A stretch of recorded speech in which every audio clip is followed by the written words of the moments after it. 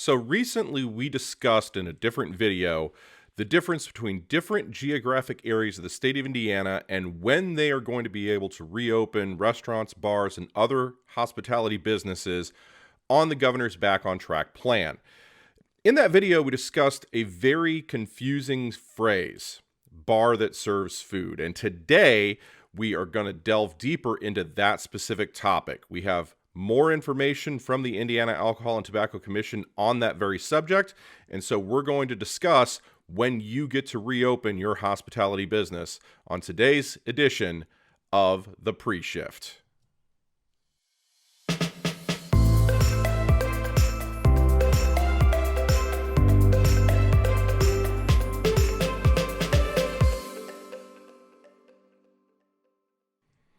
Hey there, this is Matthew Kennedy with Honing Steel Hospitality, and like I said, we're going to discuss a topic today that's been a little bit confusing for some people. We're going to try to unmuddy the waters for you a little bit. What we're talking about in reality is this graphic, and it was put out by the Indiana Restaurant and Lodging Association. I think is a wonderful tool for digging a little deeper into the opening dates as far as when hospitality businesses in the state of Indiana are going to be able to reopen. On the graphic, it shows pretty well that restaurants, depending on where you are in the state, like we've discussed before, certain counties are going to be a little bit further behind, but you'll be able to reopen on a limited basis in May for in-person dining. Bars, as the graphic says, will be reopening in June 14th to be exact. So where's the confusion? It has to do with a phrase that the Back on Track roadmap uses called bar that serves food. And the confusion is, here in Indiana, all bars, or pretty much any business that serves beverage alcohol, has to serve a basic amount of food. Specifically, the statute calls for hot soups, hot sandwiches, milk, coffee, and soft drinks. So doesn't that mean every bar that serves food would qualify? The short answer is no. And we did finally get some clarification from the Indiana Alcohol and Tobacco Commission through the Indiana Restaurant and Lodging Association. So thank you so much to Patrick Tamm and his team for being able to get this information for us. The ATC did clarify. So for purposes of the governor's executive order and the Back on Track report, a bar area is the flat surface across which you serve and sell beverage alcohol and other alcoholic drinks. So it's the bar top that is the, quote, bar area. What does this mean for the Back on Track plan? Well, in short, May 11th, May 18th, May 25th, depending on when restaurants get to reopen, that surface will remain closed. You cannot sell or serve anything across the bar top itself.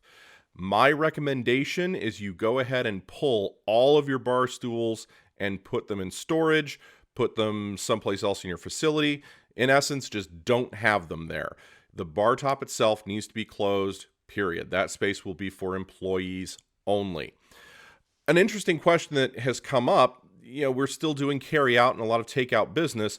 Could you allow guests to sit at the bar while waiting for a carry out order? And the short answer is yes, but you have to be very careful about this. There can be no service across that bar top. So you can't even give them a glass of water while they are waiting. They could not purchase a beverage and enjoy it while waiting on their carryout order. There can be no service across that bar top. As a matter of fact, I would have them actually pick up the carryout order, off the end of it or a different place, so it's not service across that bar top. The bar top itself is closed, so I would make sure that you have it as closed as possible. But that's the basic question that most of us already knew. The more complicated part is the phrase bar that serves food. So what is a bar that serves food versus a bar? And here's where the ATC is going to draw the line. A bar or tavern that must remain closed during stage 2. They are going to define it as a premises that prohibits entry of anyone under the age of 21 and is not in the business of providing in-person full dining service. It goes on to say that just having the minimum amount of food that any bar would have does not qualify as in-person full dining service. So, and here is a key phrase. Just being an establishment that does not allow people under the age of 21 in does not automatically disqualify you. It's half of the equation. The other half is not being in the business of providing in-person full dining service. And I already know what you're getting ready to ask, because it's the same question I asked myself. Okay, we just created a new gray area. All we did was now say, what is in-person full dining service? It's taking the previous question and making it a harder question to answer right now. They also clarified that. So from the ATC, in-person full dining service is a menu with specific dedicated courses and a wide selection of foods and beverages. It goes on to say the minimum food requirements are not enough. So it's still a gray area. There's still a complicating factor that it doesn't specify how wide of a selection. It doesn't specify what specific and dedicated courses.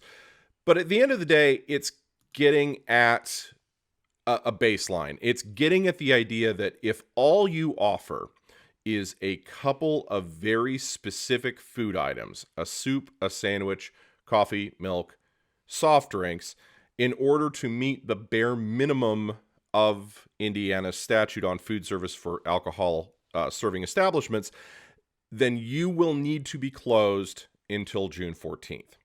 If you are a restaurant that has a multi-page menu and you have an appetizers, entrees, salad, dessert, if you have a large number of sections to your menu, you more than likely will qualify as a restaurant or a bar that serves food.